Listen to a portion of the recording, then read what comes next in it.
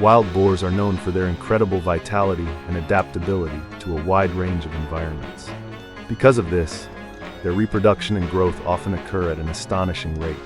A single adult female can give birth 2 to 3 times a year, with each litter producing anywhere from 5 to 10 piglets. As their numbers multiply exponentially, it only takes a few short years for a region to become overwhelmed by thousands, or even millions, of wild boars. What makes the situation even more alarming is their high survival rate. Wild boars are omnivores, feeding on everything from roots and crops to carrion. Their agility and intelligence allow them to evade many of the hunting measures set by humans. These traits combined have turned them into a species that expands almost completely out of control in many parts of the world. The explosion of wild boar populations not only disrupts ecosystems but also causes severe damage to human livelihoods. Fields of crops are destroyed, livestock lose their food supply, and the soil itself is torn apart by their constant rooting.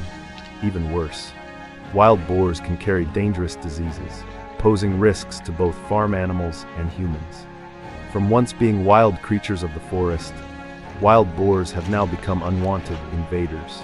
Their unchecked reproduction is a powerful reminder that without proper management and control, humans may face serious threats that arise directly from nature itself.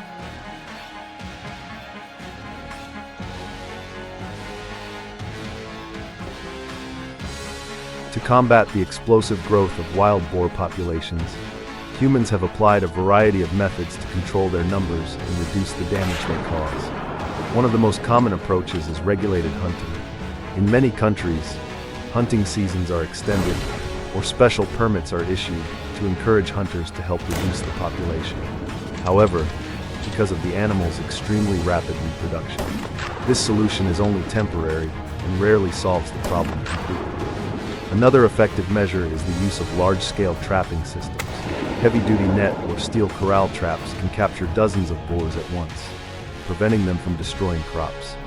In addition, building sturdy fencing around valuable farmland has also been widely adopted.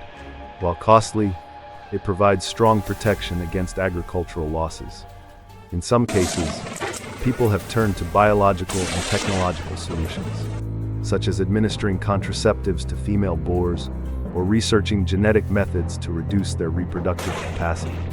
These approaches are seen as sustainable options for the future, though they are expensive and require strict monitoring. Equally important is the coordination between farmers, hunters, and local authorities.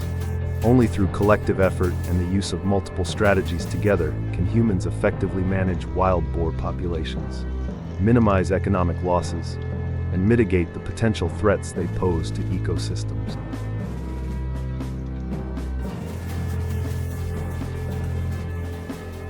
A major question always arises when it comes to controlling wild boars. Should we rely on extreme measures, or should we turn to more humane approaches? If we look back at the root of the problem, the real cause of their population boom does not lie entirely with the animals themselves, but rather with human activity. Humans have expanded farmland, created environments rich in food, and reduced the presence of natural predators, giving wild boars the perfect conditions to thrive. In some regions, they were even introduced deliberately for sport hunting, only to escape into the wild and become an invasive species. For this reason, when we discuss control methods, we must acknowledge our own responsibility in creating this imbalance. Extreme measures such as mass hunting, poisoning, or lethal trapping may bring short-term results, but they come with serious consequences. Not only do they cause suffering to the animals, but they also risk upsetting ecosystems and leaving lasting damage. On the other hand, humane solutions like reproductive management, protective fencing, or establishing designated zones to reduce conflict can offer more sustainable control, even if they take more time and resources. Ultimately, the choice between extreme and humane methods is not just about wildlife management. It reflects humanity's attitude toward nature itself. If we see wild boars only as enemies, we may fall into a cycle of destruction and resurgence. But if we recognize them as part of the natural world, we can find a balance between protecting human livelihoods and showing fairness to these innocent creatures. Hunting wild boars has long been a deeply controversial issue. Many farmers and rural residents argue that hunting is not only necessary but absolutely essential to protect their crops and property. With their alarming reproduction rate and destructive behavior, wild boars can cause millions of dollars in damage every year in a single region. Some even describe them as unwanted invaders that humans are forced to fight against. From this perspective, hunting wild boars is not just a right, but also a duty to safeguard livelihoods. On the other hand, conservationists and animal welfare groups present an opposing argument. They insist that placing all the blame on wild boars is unfair, since the root cause of their population explosion comes from human activity, expanding farmland, clearing forests, and eliminating natural predators. Therefore, mass hunting is nothing more than shifting the consequences onto innocent animals. They emphasize that instead of relying solely on guns and traps, humans should focus on long-term, humane, and sustainable solutions, such as habitat management and reproductive control. This debate highlights a clash of values. One side prioritizes economic security and human safety, while the other underscores ethics and ecological responsibility. It is precisely this divide that has made the question of hunting wild boars a heated issue with no clear resolution in sight. The controversy does not stop at the question of whether hunting wild boars is necessary. It also extends to how it should be done. In many regions, hunters use helicopters, semi-automatic rifles, or mass killing traps to quickly reduce wild boar numbers. They argue that such drastic measures are the only way to keep up with the species' explosive reproduction. Some evidence suggests that without aggressive intervention, wild boar populations can double within just 2 to 3 years. On the other side, critics argue that these methods are excessively cruel and even counterproductive. The use of heavy weaponry not only creates scenes of brutality, but also risks harming other wildlife in the area. Mass killing traps often leave boars injured and suffering for long periods before death, sparking outrage from animal welfare organizations. Between these opposing views, some experts advocate for a middle ground approach, combining selective hunting with more humane solutions such as live trapping, reproductive control, and ecosystem restoration to reintroduce natural predators. The challenge, however, lies in cost and timing. While farmers demand immediate solutions to protect their crops, these long-term methods are often expensive and slow to deliver results. The tension between short-term needs and long-term vision continues to fuel this heated debate.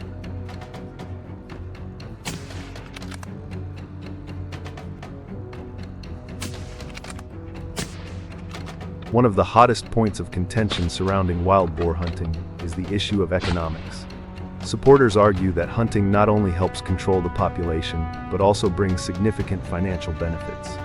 Wild boar meat is considered a delicacy in many markets, prized by restaurants and consumers for its unique flavor and reputation for being cleaner than factory-farmed pork. In addition, hunting creates jobs, boosts hunting tourism, and generates revenue for local communities. In certain U.S. states and parts of Europe, wild boar hunting has even grown into a multi-million-dollar industry. Critics, however, contend that turning hunting into a business risks prioritizing profit over ecological balance. When profit becomes the primary motive, exploitation and abuse are difficult to avoid. Furthermore, while wild boar meat may generate income, the costs they inflict, crop destruction, property damage, and the spread of disease are far greater. Studies show that the annual damage caused by wild boars far exceeds the revenue gained from hunting and meat sales. As a result, the debate remains unsettled. Is wild boar hunting truly an economic opportunity worth encouraging, or is it simply an excuse to legitimize large-scale killing? The clash between short-term financial gains and long-term environmental and social consequences continues without a clear solution. Beyond economics and ecology, the controversy surrounding wild boar hunting also extends into cultural and sporting values. For many communities, especially in rural America, hunting is more than just wildlife management. It is a long-standing tradition tied to identity and way of life. Supporters often emphasize that wild boar hunting is a challenging sport that requires skill, patience, and teamwork. In some states, organized hunting competitions for wild boars have even become cultural events and community celebrations. Opponents, however, strongly criticize this perspective, arguing that framing hunting as entertainment distorts moral values. They claim that turning a living creature into a target for sport glorifies violence and cruelty.